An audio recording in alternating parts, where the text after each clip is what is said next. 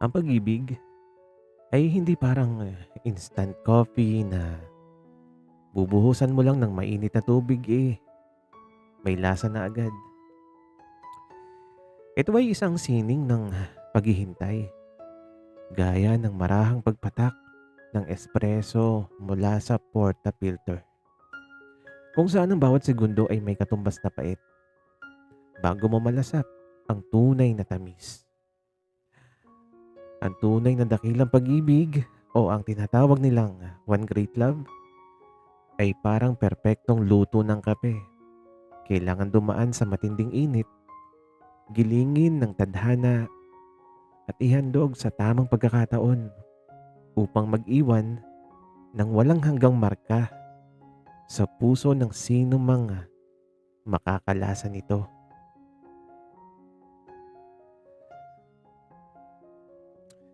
Ayan, napakalalim 'di ba? Akala mo naman kung sinong makata na nagsasalita. Pero sa totoo lang, ako lang 'to. Si Nash, isang dakilang kahera, tagapunas ng lamesa at minsan tagasalo ng mga hugot ng mga broken-hearted na customer dito sa kapihan sa biglaan. Maganda naman ang buhay ko rito.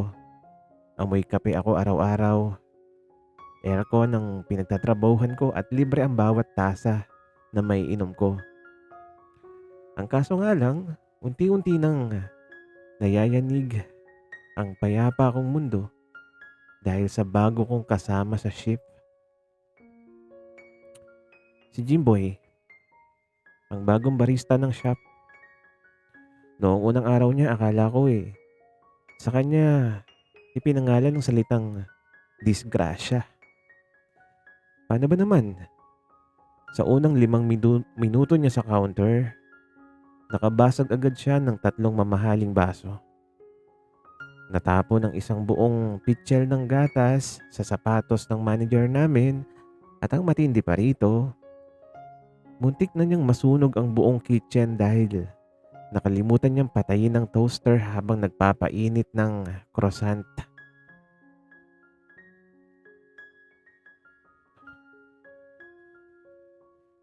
Hala, huy, Nash! Tulong! Sumasayaw na yung tinapay sa apoy. Sigaw niya habang pabalik-balik na tumatakbo na may hawak na baso ng malamig na tubig. Jimboy, huwag mong buhusan ng tubig yan. May kuryente yan. I-unplug mo. Gunggong. Wika ko habang mabilis na hinila ang saksakan. Nang humupa yung usok, sabay kaming napaupo sa sahig ng counter.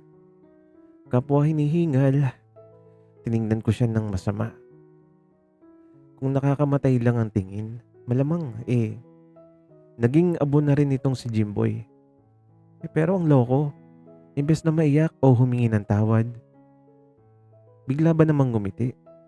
At ang masama pa, ang ganda ng ngiti niya. May kasama pang dimples na nasa kanang pisngi na parang nangaakit na ewan. Salamat Nash. Kung wala ka, baka naging barista na ako sa kabilang buhay. Sabay kamot sa ulo niya habang inaayos ang apron niyang tabingi. Doon sa sandaling yun habang nakatitig sa kanyang mga mata na tila may sariling ningning sa kabila ng dumi sa mukha dahil sa usok. Nakarinig ako ng kakaibang tunog. Hindi tunog ng blender, hindi rin tunog ng cash register, kundi yung mabilis na tibok ng sarili kong puso. Shit, sabi ko sa isip ko. Huwag mong sabihin sa taong ito ka pa, tatamaan. Oh, bakit natulala ka riyan? May dumi ba ako sa muka? Tanong niya, sabay lapit ng mukha niya sa mukha ko para tingnan kung may uling siya.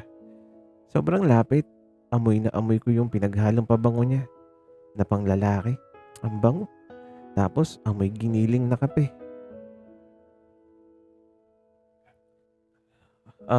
Wala. Umayos ka nga riyan. Maglinis na tayo bago pa tayo mapatalsik pareho. Wika ko, sabay tayo. Pilit na tinatago yung pamumula ng aking mga pisngi. Iyon ang unang araw namin. Isang matinding sakuna na unti-unti palang magiging simula ng pinakamagandang kwento ng buhay ko.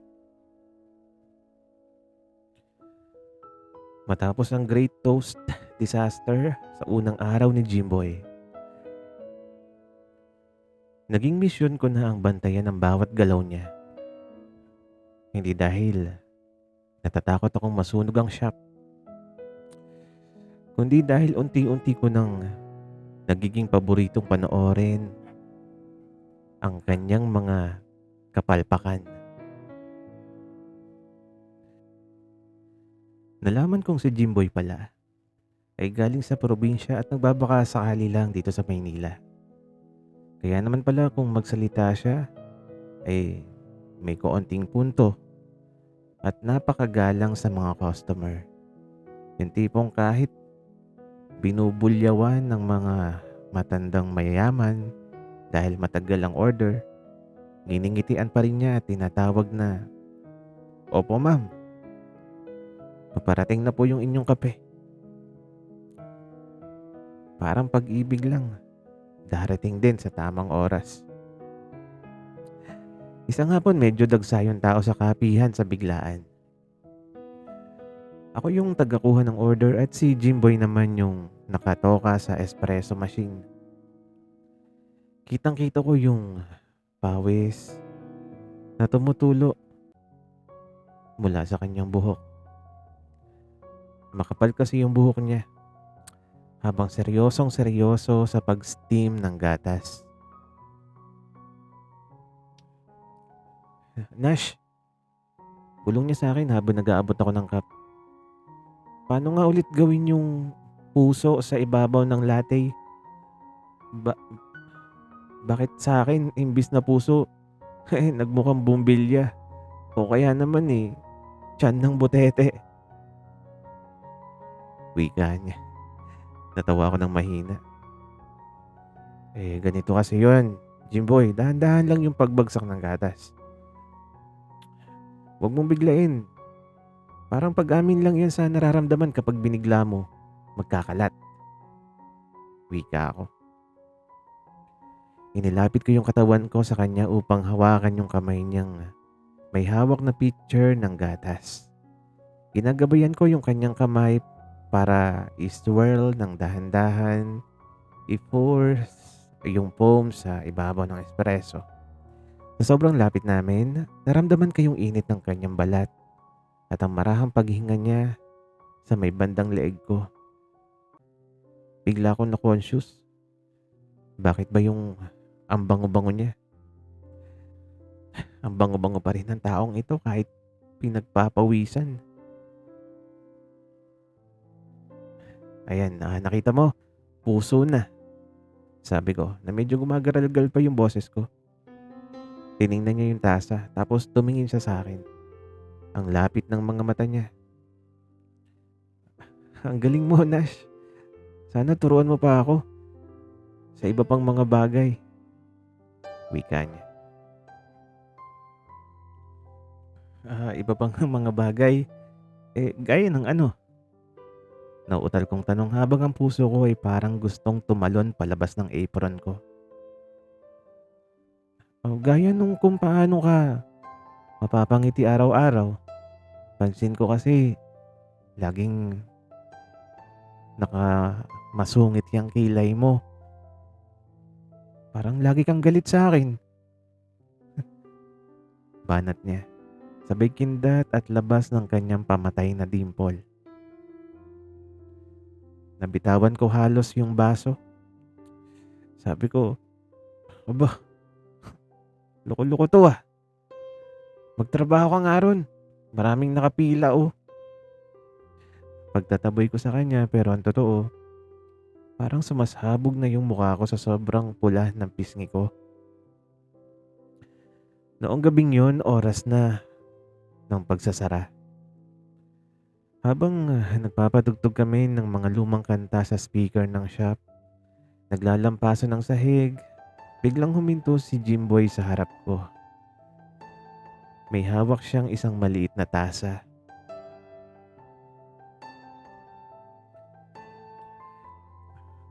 Para sa pinaka mataray at pinaka magaling kong trainer, aniya, sabay abot ng kape.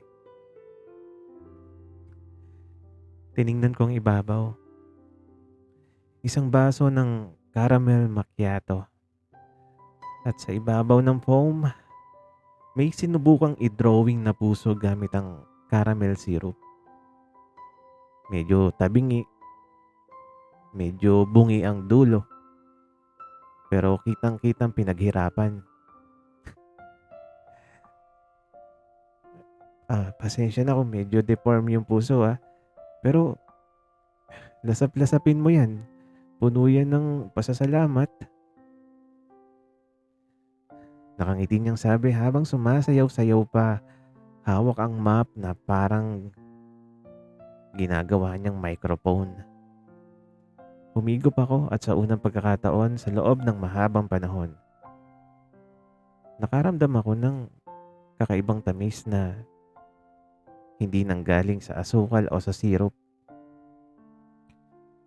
kundi sa lalaking kasalukuyang nadulas dahil sa basang sahig at ngayon nakahandusay habang tumatawa mag-isa.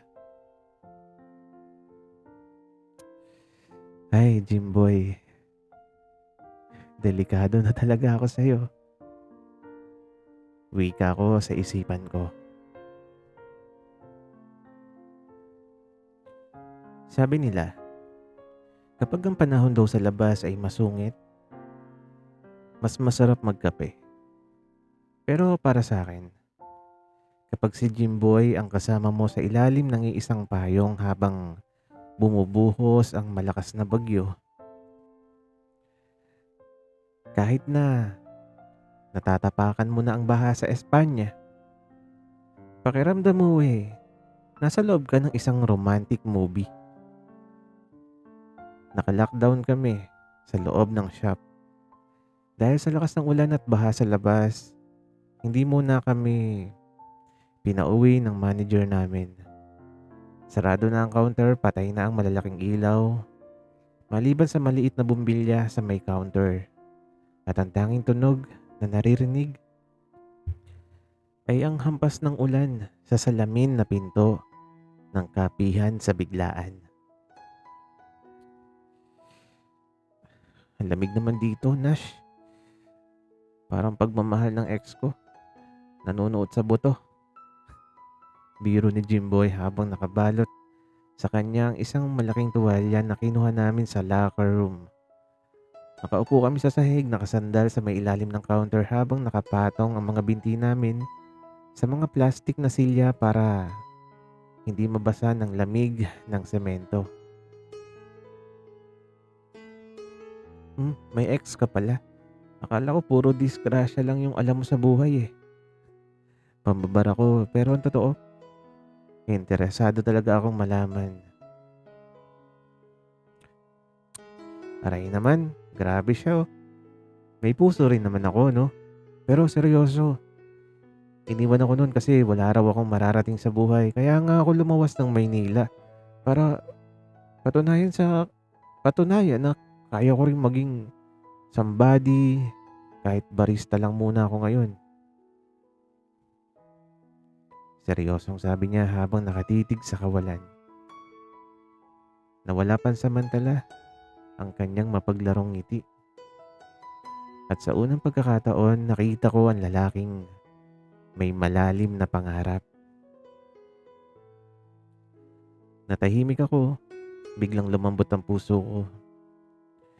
Tiningnan ko siya, ang kanyang profile sa ilalim ng madilim na liwanag. Ang kanyang seryosong mukha na mas lalong naging gwapo sa paningin ko. At ang sabi ko,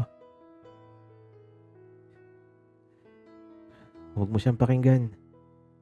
Para sa akin, Malayo yung mararating mo. Sa sipag mong yan at saka magaling ka na kayang gumawa ng latte ngayon. Lumingon siya sa akin. Nagulat sa bigla kong pagbawi ng kamalditahan. Unti-unting bumalik yung kanyang dimple. Tulog oh. Proud ka sa akin, Nash. Wika niya. Medyo, konti lang. Huwag kang lumaki yung ulo mo ha. Wika ko, sabay iwas ng tingin. Naramdaman ko na naman yung pamilyar na init sa aking mga pisngi. Biglang kumulog ng napakalakas. Sabay kami nagulat at sa hindi inaasahang pagkakataon, napakapit si Jimboy sa braso ko. Sa sobrang higpit, ramdam ko na yung kanyang mabilis na paghinga. Hindi ako gumalaw. Hinayaan ko lang ang kanyang kamay na manatili doon.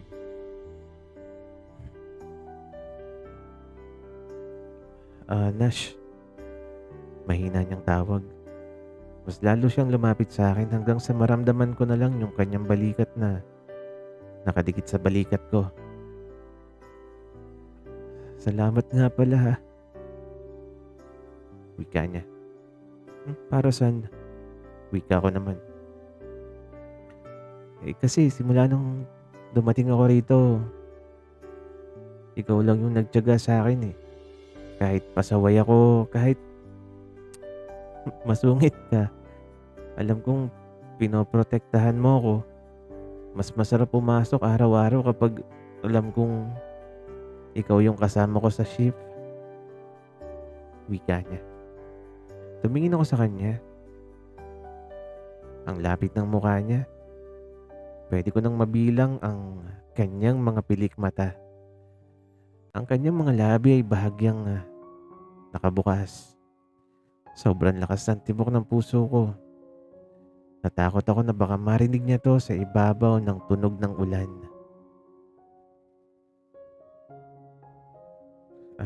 Jimboy. Nash, pwede bang humingi ng pabor? Tanong niya. Ang boses niya ay naging seryoso at malalim. Ano yun?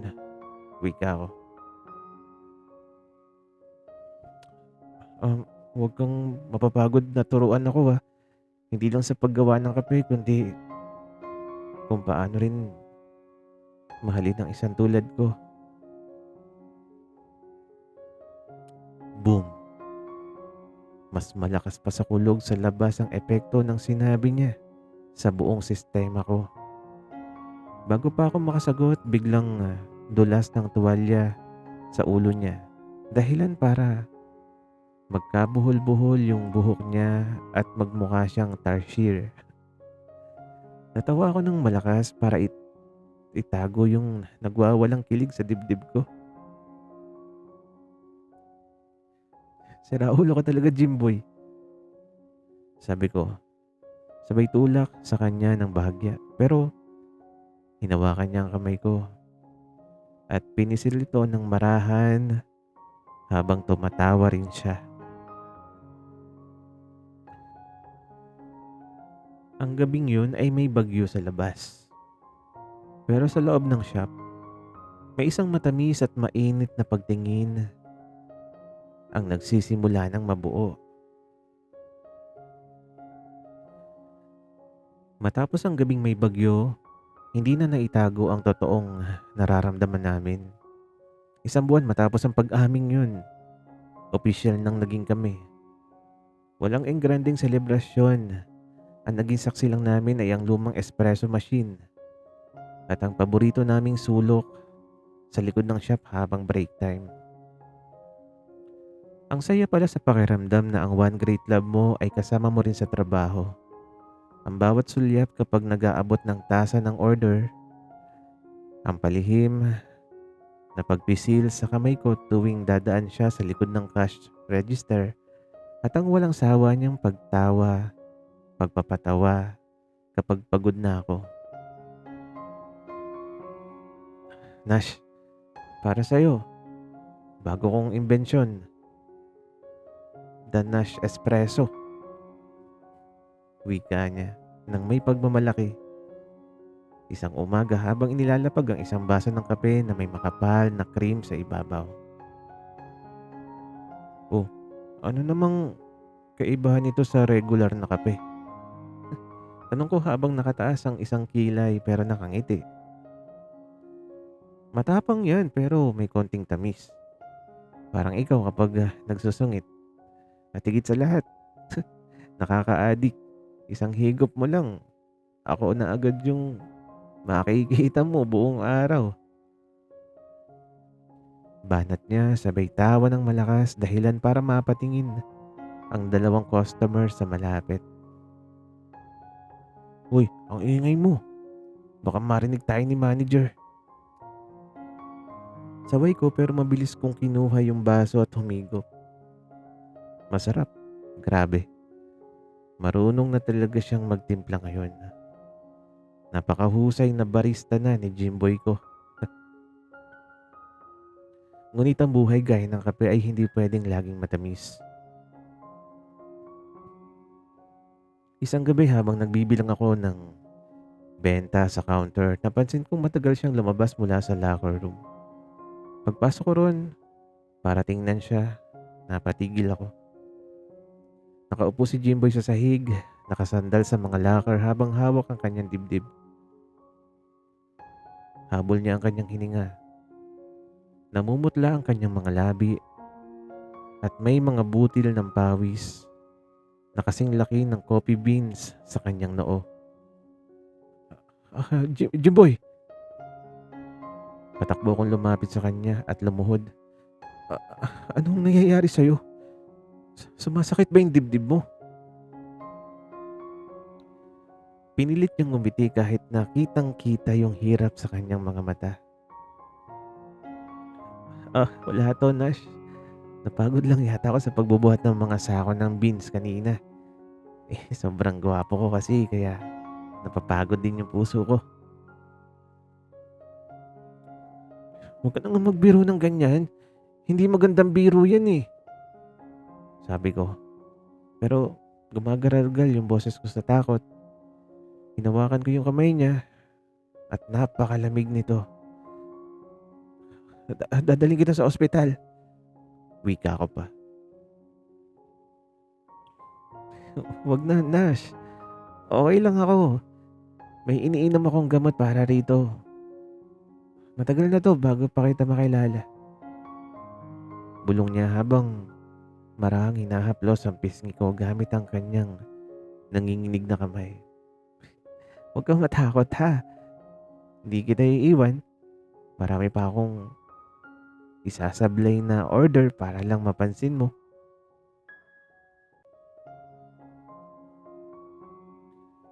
Doon ko nalaman ang sikretong matagal na niyang itinatago. May malubhang sakit sa puso si Jimboy. Kaya pala siya lumuwas ng Maynila. Hindi lang para patunayan ang sarili sa ex niya, kundi para kumita ng pera para sa kanyang operasyon na napakamahal. Niyakap ko siya ng napakahigpit sa madilim na locker room na yon habang naririnig ko ang mahina at hindi regular na tibok ng kanyang puso. Doon ko napagtanto na ang pag-ibig pala may kasamang takot. Takot na baka isang araw ang kape na nagpapasigla sa buhay mo ay bigla na lang lumamig at mawala ng lasa.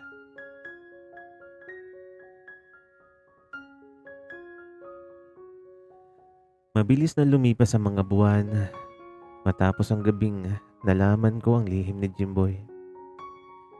Simula noon, nagbago na yung papel ko sa buhay niya. Hindi na lang ako basta kasintahan o katrabaho. Naging paalala na rin ako ng kanyang mga gamot. Tagasaway kapag nagbubuhat siya ng mabibigat at tagabantay sa bawat tibok ng kanyang puso. Sinubukan naming mamuhay ng normal. Pumapasok pa rin kami sa kapihan sa biglaan. Sa katunayan, Si Jimboy na nga yung naging star barista ng buwan dahil sa kanyang galing makisama sa mga tao. Pero sa likod ng kanyang mga tawa, ngiti at pamatay na dimple, alam kong unti-unti na siyang napapagod.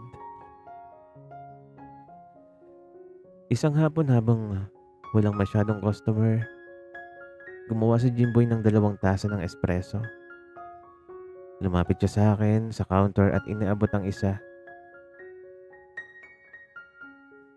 "Nash, tikman mo 'to.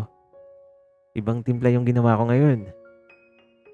Nakangiti niya sabi pero napansin ko ang bahagyang panginginig ng kanyang mga daliri. Humigop ako. Lasa ito ng purong espresso pero may kakaibang pait na may humahabol na tamis sa dulo. "Ang tapang naman ito, Jimboy. Parang ikaw." Wika ako. Natawa siya ng mahina at sabay sandal sa counter habang nakatitig sa akin.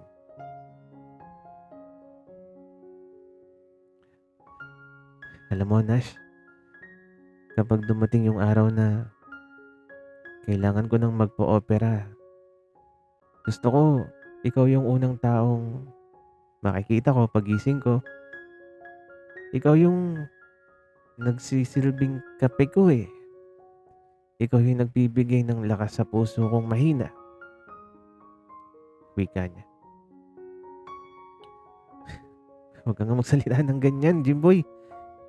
Magiging maayos ang lahat. Makakaipon tayo para sa operasyon mo. Okay? Marami pa tayong pagsasamahang ship." Sabi ko.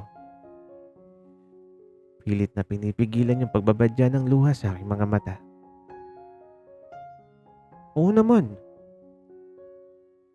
Hindi kita iiwan, Nash." Sagot niya sabay pisil sa kamay ko. Ngunit ang tadhana may sariling oras. At hindi ito nagpapatila ng bagyo para lang sa atin. Kinagabihan habang nagliligpit kami ng mga upuan para sa pagsasara ng shop, biglang nakarinig ako ng malakas na kalabog mula sa may counter. Paglingon ko nakita ko ang isang pitcher ng gatas na gumugulong sa sahig, natapon ng laman. At sa tabi nito, nakahandusay si Jimboy. "Jimboy!" Naging hysterical ang sigaw ko. Patakbo akong lumapit sa kanya, binuhat ko yung kanyang ulo at ipinatong sa aking mga binti. Namumutla siya, walang malay. At hirap na hirap huminga.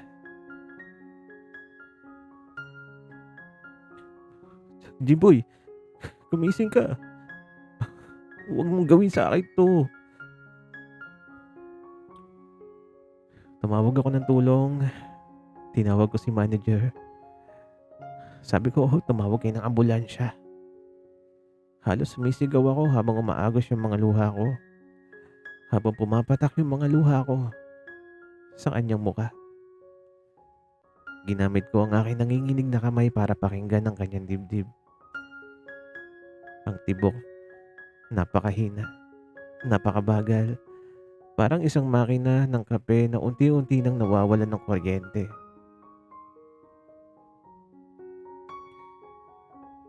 "Nash, mahal kita. Maging matapang ka." Pabulong na bumuka yung kanyang mga labi. At ang pagmulat ng kanyang mga mata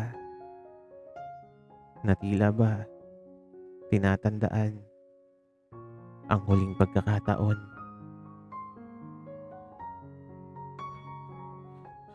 "Huwag kang magpaalam, Jimboy. Lalaban tayo, di ba? Sabi mo, hindi mo ako iiwan." Humagulgol ako habang mahigpit na hawak ang kanyang malamig na kamay. Dumating ang ambulansya at sa gitna ng tunog ng wangwang at lito ng mga tao, hawak-hawak ko pa rin ang kamay ng aking one great love. Ang kape na nagbibigay kulay sa buhay ko ay biglang lumamig at ang pait ng katotohanan ay tuluyan ng pumasok sa aking mundo.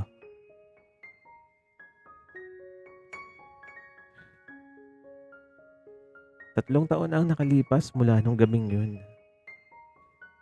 Nandito pa rin ako sa kapihan sa biglaan. Ako na yung manager ngayon. Ako na yung namamahala ng mga supplies, nagte-train sa mga bagong barista, at nagpapatakbo ng buong shop. Sabi ng marami, napakaswerte ko raw dahil sa edad kong ito eh. Narating ko na yung ganitong posisyon pero para sa akin, ang bawat sulok ng shop na to ay hindi tagumpay na ibinapaalala kundi isang lalaking may pamatay na dimple at may hawak na tabinging nguso ng latte. Hindi kinaya ng puso ni Jimboy ang operasyon. 2 araw matapos siyang isugod sa ospital. Habang hawak ko yung kanyang kamay at umiiyak ako sa kanyang tabi, tuluyan ng huminto yung kanyang makina. Mapayapa siyang lumisan sa mundong ito na may maliit na ngiti sa kanyang mga labi. Na tila ba sinasabi sa akin na, Nash,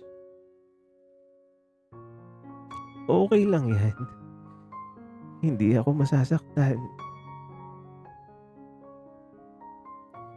Noong una, akala ko hindi ko kaya. Akala ko magiging mapait na lang ang lasa ng buhay ko habang buhay.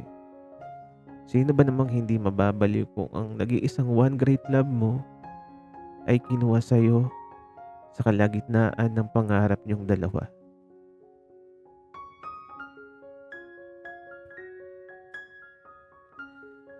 Isang araw habang nag-aayos ako ng mga gamit ni Jimboy sa locker na iniwan niya, may nakita akong isang maliit na notebook. Doon sa huling pahina, may nakasulat gamit ang kanyang magulong penmanship. At ang sabi sa sulat, Nash, kung sakaling mauna akong mag-time out sa ship natin sa mundo, huwag kang iiyak ng madalas ha. Pumapangit ka lalo kapag masungit yung kilay mo. Salamat. Bago man lang napagod itong puso ko, naramdaman itong tumibok para sa pinakamagandang tao sa buhay ko. Tuwing magtitimpla ka ng kape, isipin mo na lang na kasama mo akong humihigop. Mahal na mahal kita, aking trainer.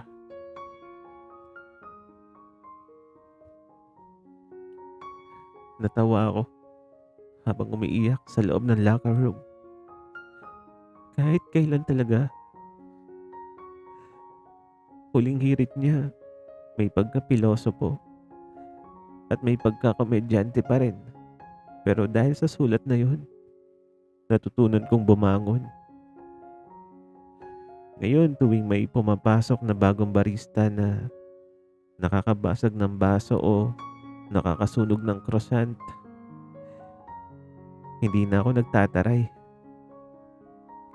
Nginingitian ko na lang sila at dahan-dahang ginagabayan ng kanilang mga kamay sa paggawa ng latte art.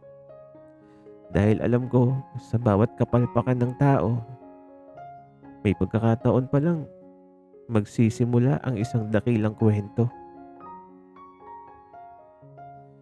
Hindi naging happy ending ang dulo namin ni Jimboy sa mundong ito. Pero Hindi ko pinagsisisihan na minahal ko siya. Dahil ang pag-ibig, hindi naman nasusukat kung gaano kayo katagal nagkasama, kundi sa kung gaano kayo binago ng pagmamahalan nyo.